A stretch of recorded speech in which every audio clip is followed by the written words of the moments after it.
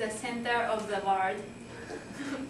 I'm not talking about economies, I'm not talking about technologies, I'm not talking about how wealthy we are. I'm talking about geography. Let's look at this map. This is what we use in Japan. It's maybe surprise to some of you guys. It looks like strange for you. Yes, Japan is here and Pacific Ocean lays in middle of the world. So today I'm going to talk about the stereotype of Japanese, which Japanese people has. As Japanese people think Japan is the center of the world, and I'm going to talk. First, I'm going to talk. Why do we think so? And then, what's the problem?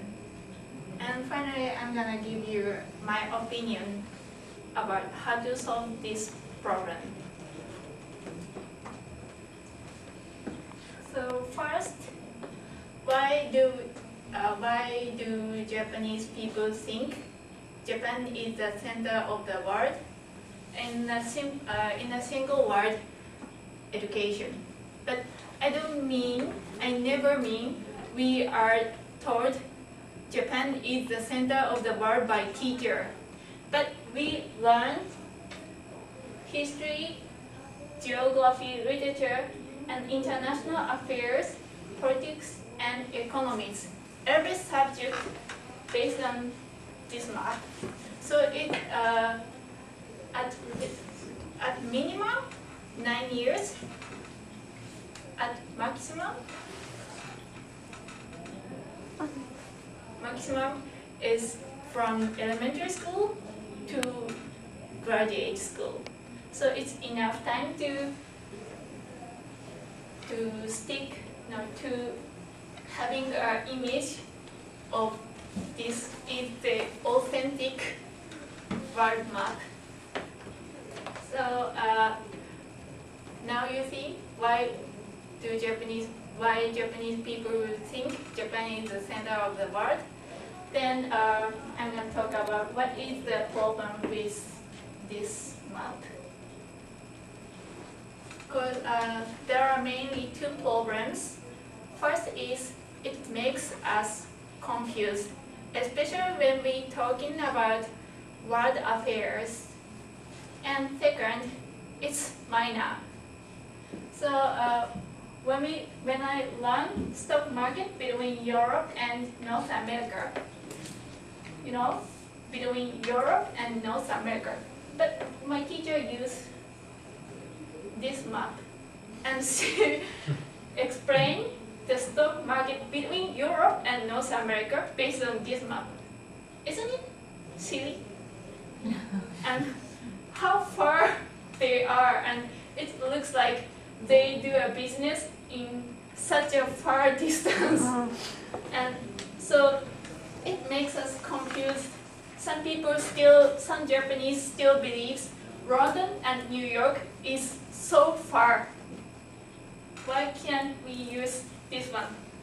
I'm not sure, but when Japanese people look at this map, it's like, oh, what is it? Where are we? Like that. And in another example, when we talk about world affairs, we use this explanation. We call this area the Near East, and this area the Middle East, and this area is the Far East. And one of my friends asked me, oh, how about this area?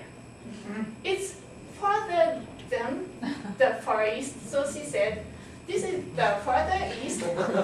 No, yes, it can be on our map, but I said to her, no, this explanation is based on European people. And she said, oh yes, I knew when they decided this explanation, they didn't know that this continental existed. So her new opinion was the New East. How come? Yes, it's so silly, but it can be happen in Japan. And the other problem is it's my experience in Mexico. One girl asked me, "Where are you from?" And I said, "Oh, I'm from Japan," but she had no idea about Japan. So I explained about Japan, and I drew a picture, draw a world map, and I explained how where I came from here. And she said, "Oh, Japan is closer to United States." What? No, I'm not closer. Yes, but there is a big ocean.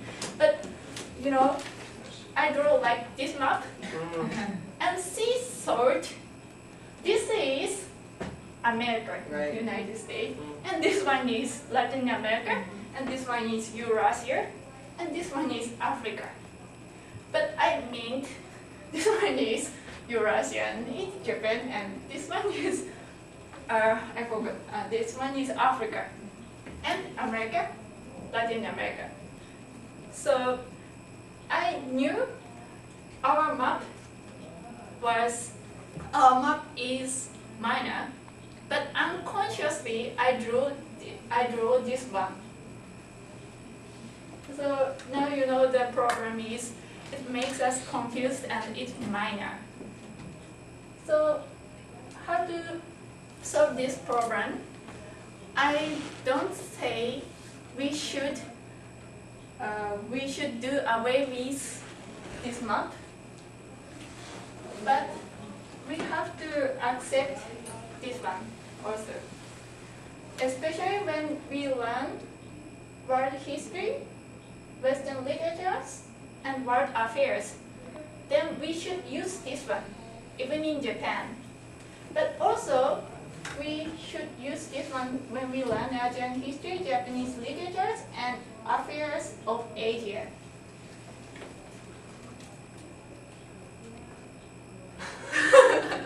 So now you see why Japanese people think Japan is the center of the world, because it's education, and it causes a lot of confuse, especially when we are talking about world affairs and when we are talking with foreign people.